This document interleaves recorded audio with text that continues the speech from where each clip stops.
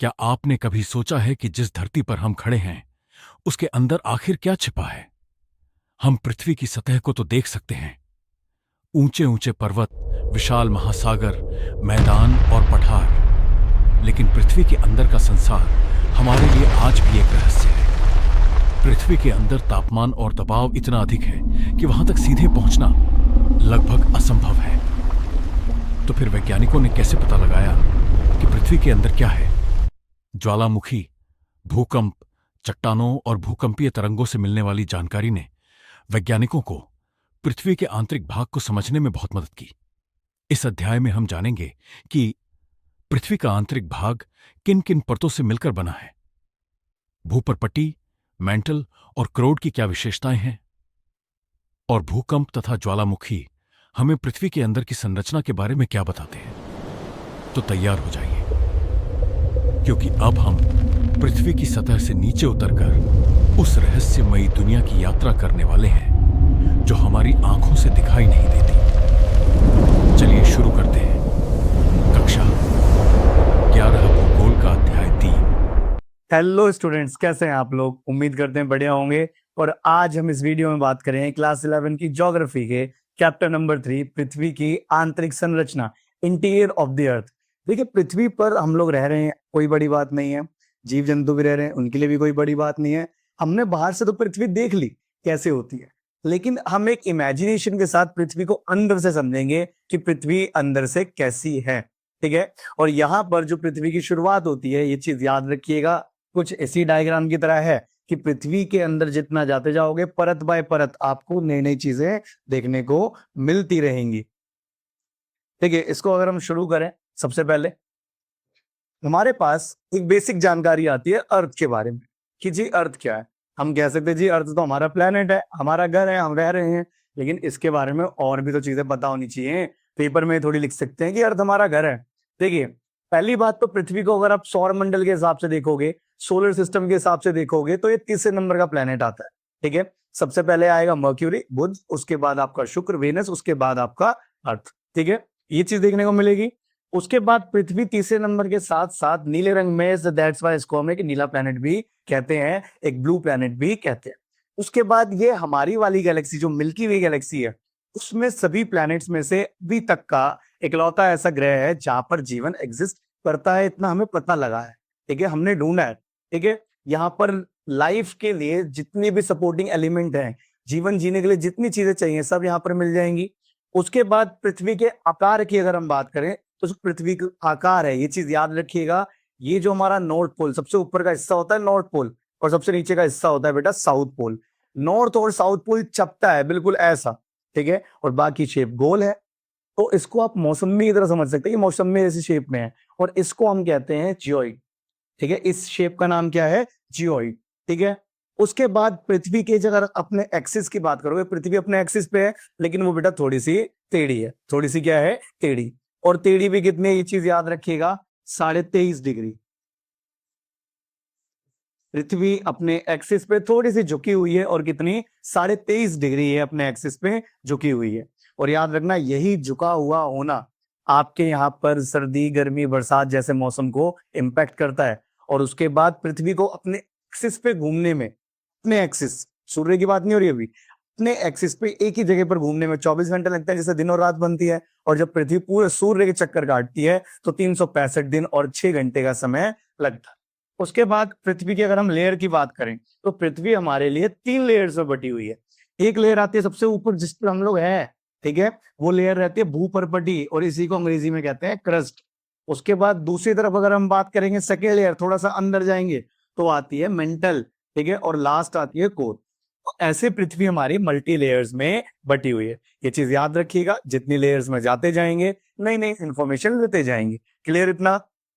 इसके बाद अगला हिस्सा जो आता है बेटा, कि हम लोग पृथ्वी को समझ कैसे सकते हैं, अंदर से जानकारी निकाल कैसे सकते हैं।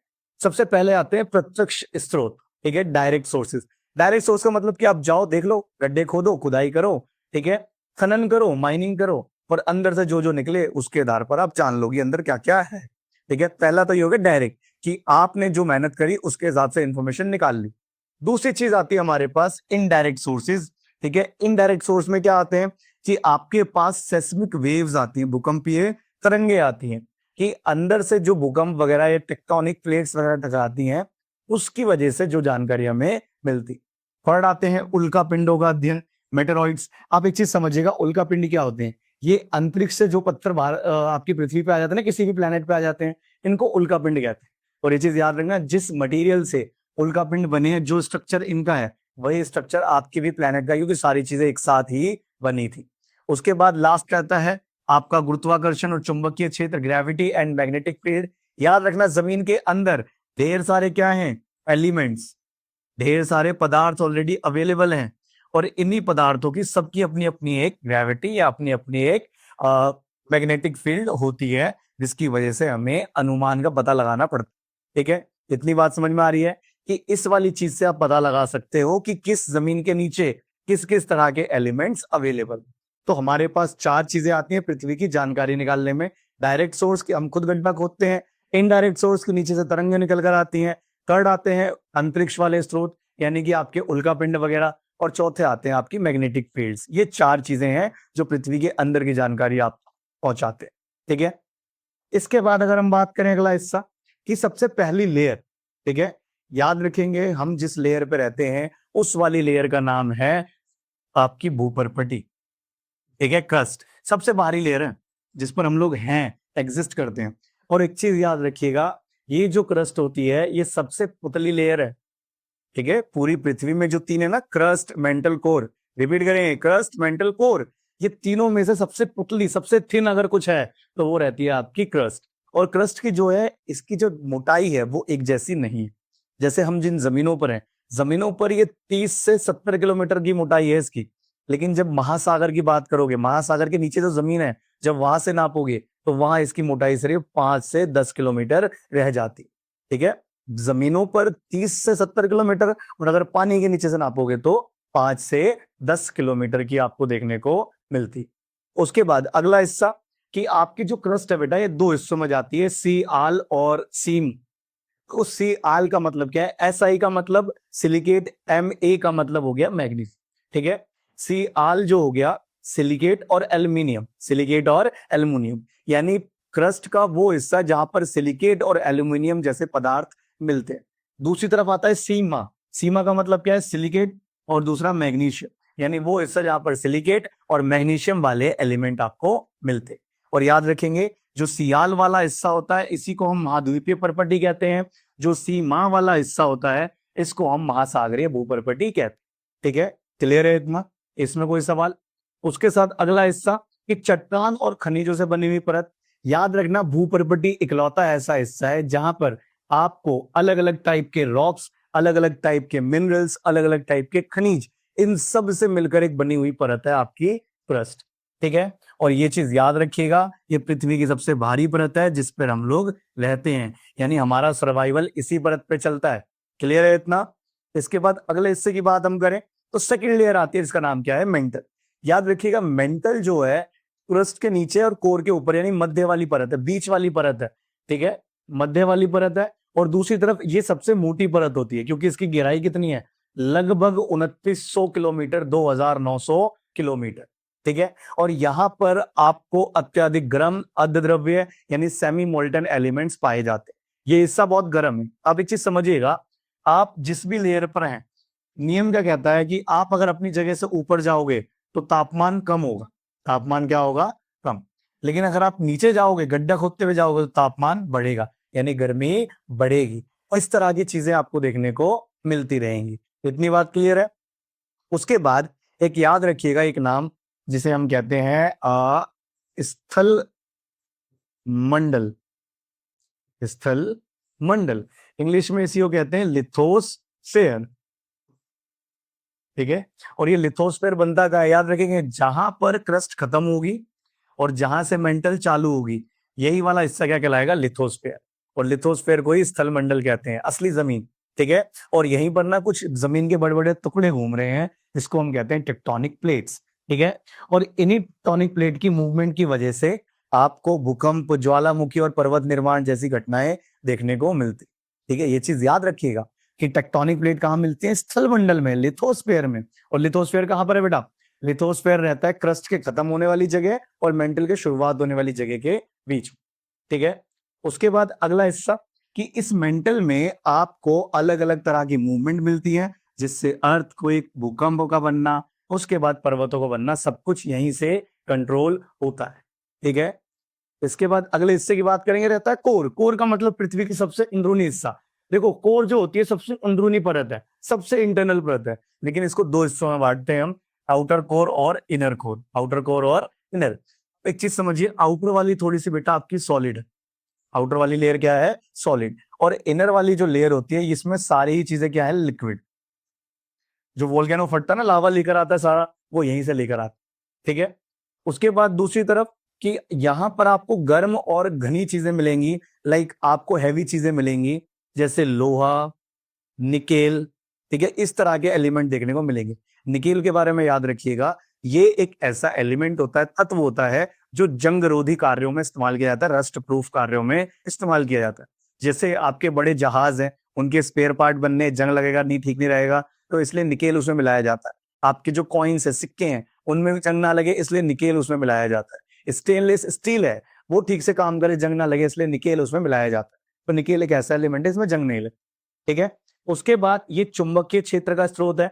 याद रखना, आपकी जितनी भी मैग्नेटिक फील्ड बनती है, जो पृथ्वी पर चुंबकीय क्षेत्र बनता है नॉर्थ और साउथ पोल के नाम पर, वो सब कोर से बनता है। कहां से बनता है, कोर से, ठीक है। तो आपकी लेयर कितनी बनती है, भूपर्पटी, मेंटल और कोर। कोर कितने हिस्सों में बनती है आपकी बेटा, दो हिस्सों में, एक आपकी आउटर कोर और एक आपकी इनर कोर। इतनी बात क्लियर है, ये आपकी लेयर्स।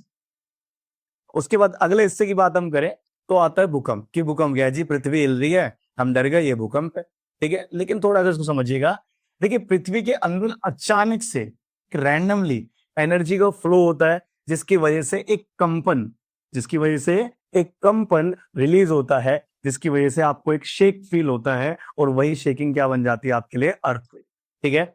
दूसरी तरफ ये जो भूकंप आता है, ये टेक्टोनिक प्लेट चले आकर, ठीक है, जैसा कि बताया ना कि आपके स्थल मंडल में कुछ जमीन के टुकड़े हैं जिन्हें टेक्टोनिक प्लेट का नाम दिया गया है। जब वो आपस में टकराते हैं या किसी भी तरह से मूव करते हैं, तो आपको अर्थक्वेक फील होता है। और याद रखना, अर्थक्वेक का जो उद्गम केंद्र होता है, फोकस होता है, हाइपोसेंटर होता है, वो पृथ्वी के नीचे होता है, पृथ्वी के नीचे। देखिए जैसे मान के चलिए दो प्लेट्स हैं, दो टकरा गई, यहां से भूकंप शुरू हो गया, तो इसको हम बोलेंगे उद्गम केंद्र, फोकस या फिर हाइपोसेंटर, जहां से भूकंप शुरू हो रहा है। उसके बाद यहां से तरंगे जाएंगी, साउंड वेव्स की तरह तरंगे जाएंगी, और जहां तरंग सबसे पहले हिट करेगी, उसके ऊपर क्या बनेगा, अधिकेंद्र यानी कि एपिसेंटर, ठीक है। इस पर भी डिटेल में बात करेंगे। उसके बाद भूकंप की वजह से देखो जान माल की हानि, सुनामी आना, ये सारी चीजें रैंडम है, ये होता है। उसके बाद भूकंप की जो तीव्रता होती है, यानी कि इसका जो मैग्नीट्यूड होता है, इसको मापने के लिए क्या यूज करते हैं, रिक्टर स्केल। भूकंप कितना तेज था, खतरनाक था या स्लो था, ये सब नापने के लिए क्या यूज होता है बेटा, रिक्टर स्केल। और दूसरी तरफ इसको दर्ज करने के लिए कि कहाँ आया था, दर्ज करने के लिए क्या यूज करते हैं, इसको हम सिस्मोग्राफ, ठीक है। दो बातें याद रखिएगा कि अर्थक्वेक को अगर हमें उसकी तीव्रता रिकॉर्ड करनी है, उसकी इंटेंसिटी रिकॉर्ड करनी है, तो रिक्टर स्केल की बात आएगी, और पूरा अर्थक्वेक रिकॉर्ड करना है तो हमारे पास सिस्मोग्राफ की बात आएगी, ठीक है।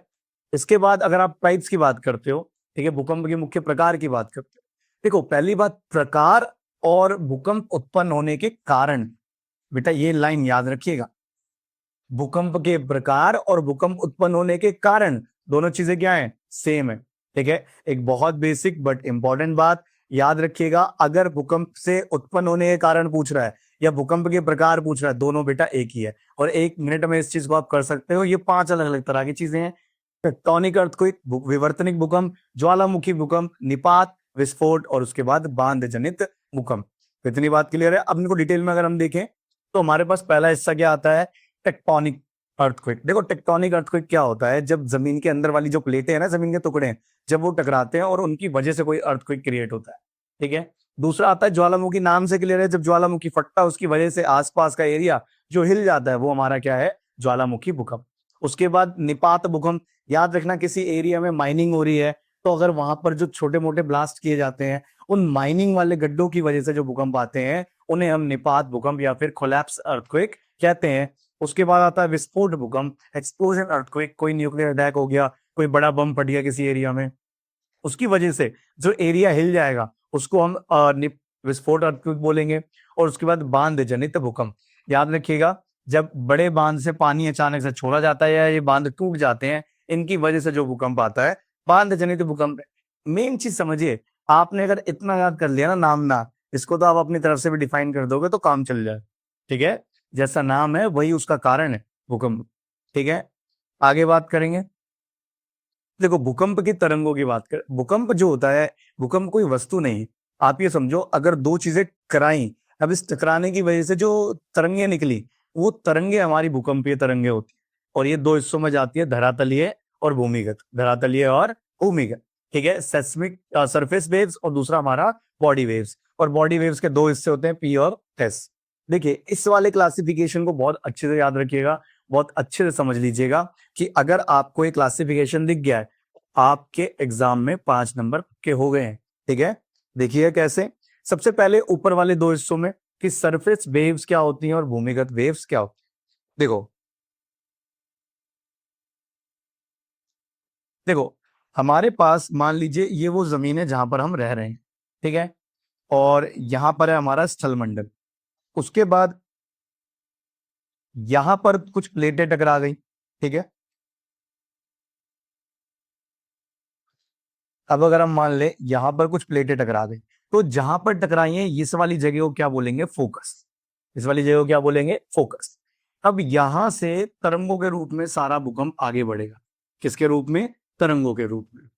और इन्हीं तरंगों में देखो, जब ये तरंगे जमीन के अंदर हैं तब इसको बोलेंगे भूमिगत। जब तक जमीन के अंदर है, जमीन के अंदर।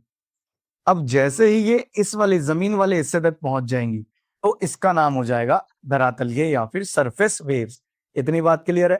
ठीक है, मगर इसी में थोड़ा सा अगर हम देखें,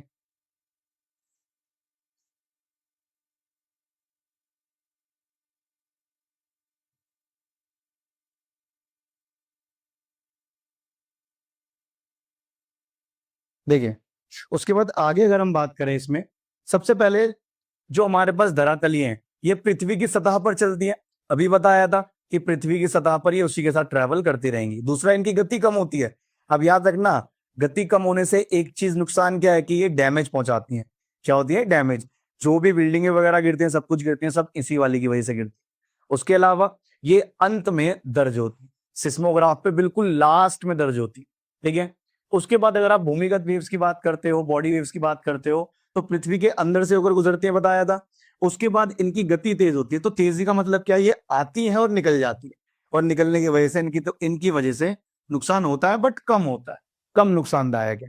और ये सबसे पहले सिस्मोग्राफ पे दर्ज हो जाती है। ठीक है, ये वाला डायग्राम देखिएगा कि हमने इसमें और इसमें डिफरेंस देख लिया। बॉडी वेव्स के दो प्रकार हैं, पी और एस। अब इसकी बात करेंगे। देखिए, पी और एस वेव्स की बात करते हैं। पी का मतलब है प्राइमरी यानी पहला, और एस का मतलब सेकेंडरी यानी दूसरा। पी का मतलब क्या होता है, सबसे तेज तरंगे हैं। जैसे अगर भूकंप यहां से शुरू हुआ था तो जो सबसे पहले जमीन को हिट करेगी उस वाली को पी बोल दिया जाएगा। और उसके बाद ये ध्वनि तरंगों की तरह होती है, साउंड वेव्स की तरह होती है, यानी कि सॉलिड, लिक्विड और गैस। सॉलिड, लिक्विड और गैस, ये तीनों में ट्रेवल कर जाती है। और इनकी वजह से जो चट्टाने होती हैं वो थोड़ा सा कंपैक्ट भी बनती है, थोड़ा सा सिकुड़ती भी है और थोड़ा सा फैलती भी है, क्रैक्स वगैरह क्रिएट हो जाते हैं। उसके बाद एस वेव्स की बात करें तो ये धीमे चलती हैं, यानी कि पी के बाद पहुंचती हैं। और ये सिर्फ ओशियन वेव्स की तरह होती हैं। इसकी तरह ओशियन वेव्स, इसका मतलब ये केवल सॉलिड एलिमेंट में ट्रेवल कर सकती हैं। किसमें, सिर्फ सॉलिड, लिक्विड और गैस में नहीं। और ये क्या होते हैं कि कई बार गड्ढा क्रिएट कर देती हैं और कई बार जमीनों को ढा देती हैं। इस तरीके से आपके लिए जरूरी है। और मेन क्वेश्चन बता रहा हूं बेटा, ये 3 नंबर का बिल्कुल फिक्स है। 3 नंबर में बोलेगा कि पी और एस वेव्स में डिफरेंस क्या है, तो आपको बताना पड़ेगा। इतनी बात क्लियर है। उसके बाद आगे अगला हिस्सा आता है बेटा वॉल्केनो के ऊपर, सॉरी, भूकंपीय छाया क्षेत्र। ठीक है, सेस्मिक शैडो जोन। एक चीज समझिए, कुछ एरियाज ऐसे होते हैं जहां पर भूकंप आता तो है लेकिन दर्ज नहीं हो, और जहां भूकंप आएगा और दर्ज नहीं हो पाएगा उसी को हम बोलते हैं भूकंपीय छाया क्षेत्र। यानी कुछ ऐसे क्षेत्र होते हैं जहां पर कोई भी अभिलेखित नहीं होती, no seismic waves are recorded, जहां पर भूकंप रिकॉर्ड नहीं हो पाया। दूसरी तरफ हर वेव के अपने अपने छाया क्षेत्र होते हैं, यानी कि कुछ हिस्से ऐसे होते हैं जहां पर पी वेव रिकॉर्ड नहीं होती, कुछ हिस्से ऐसे होते हैं जहां पर एस वेव रिकॉर्ड नहीं होती। इतनी बात समझ में आ रही है? ठीक है, मतलब भूकंप आया लेकिन कुछ हिस्से हैं जहां पे रिकॉर्ड नहीं होगा। उसके बाद एक मेन अगर आप देखोगे 105 से 145 डिग्री, ठीक है, याद रखिएगा यहां पर आपका भूकंप फील हुआ तो यहां पर 105 से 145 डिग्री के बीच में आपका भूकंप रिकॉर्ड ही नहीं होगा। ये एक बेसिक चीज है, साइंटिफिक चीज है, जिसकी वजह से आप कह सकते हो यहाँ पे रिकॉर्ड नहीं होगा, नेचुरल है। और उसके बाद याद रखिएगा जो पी का छाया क्षेत्र होता है वो एस के छाया क्षेत्र से कम होता है। ठीक है, पी का छाया क्षेत्र क्या होता है, एस वाले से कम। तो एक चीज समझना, पी वाली क्या होती है, ये तेज होती है, तो ये आई और निकल गई, रिकॉर्ड हो जाती है। लेकिन एस वाली ये स्लो होती है, ठीक है, जिसकी वजह से ये रिकॉर्ड नहीं हो पाती। ठीक है, याद रखना पी और एस में से ज्यादातर कौन रह जाती है अनरिकॉर्डेड, वो होती है आपकी एस। ठीक है, क्लियर है? इतना बहुत बेसिक चीज है कि भूकंप आया रिकॉर्ड नहीं हुआ और इसी को हम छाया क्षेत्र बोलेंगे। और ये पी और एस दोनों तरह की वेव्स के साथ होता है और ये दुनिया के किसी भी इलाके में हो सकता है, कोई बड़ी बात नहीं है। और 105 से 145 डिग्री के बीच ये रिकॉर्ड कभी भी नहीं होगा। उसके बाद अगले हिस्से की बात करें तो आता है बेटा ज्वालामुखी। देखिए, जब आप इस ज्वालामुखी की बात करते हैं ना, तो ज्वालामुखी का मतलब क्या है? पहली बात तो ये एक नेचुरल, ठीक है, एक प्राकृतिक संरचना है, हमने नहीं बनाई। ठीक है, दूसरी तरफ ये जो होते हैं जब फटते हैं तो इनके अंदर से गैसेस, लावा और राख, ऐश निकलती है, गैसेस, लावा और राख। उसके बाद इनका जो लावा होता है, ठीक है, वो बनता कैसे? जब याद रखना, जब तक पृथ्वी के अंदर ये सारी चीजें हैं तब तक ये रहेगा मैग्मा। क्या रहेगा? मैग्मा। लेकिन जैसे ही ये बाहर निकल के फैल जाएगा तो ये क्या बन जाएगा? लावा। और उसके बाद ये जो वो वोल्केनो बनते हैं किसकी वजह से बनते हैं? टेक्टोनिक प्लेट्स की वजह से। किसकी वजह से? टॉनिक प्लेट्स की वजह से। और उसके बाद इनमें जब भी विस्फोट होता है तो जान माल की हानि, पर्यावरण का नुकसान, ये सब आपको देखने को मिलता है। उसके बाद अगला और सबसे मेन, देखिए ज्वालामुखी जो होते हैं बेटा 3 प्रकार के रहते हैं। ज्वालामुखी में 3 में कौन कौन से? सबसे पहले आता है सक्रिय ज्वालामुखी, तो वोल्केनो। दूसरा आता है आपके पास प्रसुप्त ज्वालामुखी, डोरमेट वोल्केनो। और उसके बाद तीसरा आता है आपका विलुप्त ज्वालामुखी, एक्सटिंक्ट वोल्केनो। देखिए एक्टिव वाले का मतलब क्या होगा कि भाई साहब अभी हम जिंदा है, फटते रहेंगे, जब तक जान है तब तक तबाही मचाते रहेंगे। और इसके एग्जाम्पल में याद रखिए कौन से देश में? इटली का एटना वोल्केनो, इटली का एटना वोल्केनो। दूसरी तरफ डोरमेट वोल्केनो की बात करें तो इटली का ही विशुवियस। डोरमेट क्या होते हैं कि भाई साहब फटे नहीं है, लेकिन पॉसिबिलिटी है अभी की अभी राख कर देंगे सब, ऐसी पॉसिबिलिटी। और तीसरा आता है आपका विलुप्त ज्वालामुखी, एक्सटिंक्ट वोल्केनो की, मतलब खत्म है मामला जी, उम्र हो गई, फटना भी छोड़ दिया, पॉसिबिलिटी भी छोड़ दिया, अब एक पहाड़ के रूप में रह गए हैं। और ऐसा आपको एग्जांपल मिलेगा म्यांमार का पोपा वोल्केनो, म्यांमार का पोपा वोल्केनो। क्लियर है इतना? ये चीज याद रखिएगा, 3 नंबर के लिए बहुत जरूरी है। उसके बाद अगला हिस्सा, अगले हिस्से में आता है सील और शीट और उसके बाद डाइक। आप एक चीज समझिएगा, वोल्केनो फटा, उसका लावा आया, लावा फैल गया, ठीक है। अगर लावा फैल गया चद्दर के रूप में, किसके रूप में? चद्दर परत, ठीक है। अगर ये चीज पतली है, ठीक है, ये चीज याद रखिएगा, अगर लावा बहुत पतले तरीके से फैला है तो इसको क्या बोला जाएगा? शीट। क्या बोला जाएगा? शीट। लेकिन अगर यही लावा मोटी परत में फैला है तो इसको क्या बोल देंगे? सील। क्लियर है? इतना सिंपल। कि लावा फैल गया, पतला फैला है तो जी शीट है, जैसे कागज की शीट होती है। अगर मोटा फैला तो शील है जी। ये फर्क आ जाता है। और डाइक, जब लावा इस तरीके से दरारों में फंस जाए, एक 90 डिग्री का एंगल बना दे, तो ये क्या बन जाता है? डाइक। क्लियर है इतना? तो ये चीज याद रखिएगा कि आपके पास जो इस चैप्टर के सारे मेन टॉपिक हमने कराए हैं, और पीपीटी के लिए आप मेल आईडी अपनी कमेंट कर दीजिएगा, हम आपको मेल कर देंगे। बाकी प्रीवियस वीडियोस भी देखिए, तैयारी करते रहिए, हमारे साथ जुड़े रहिए। Thank you.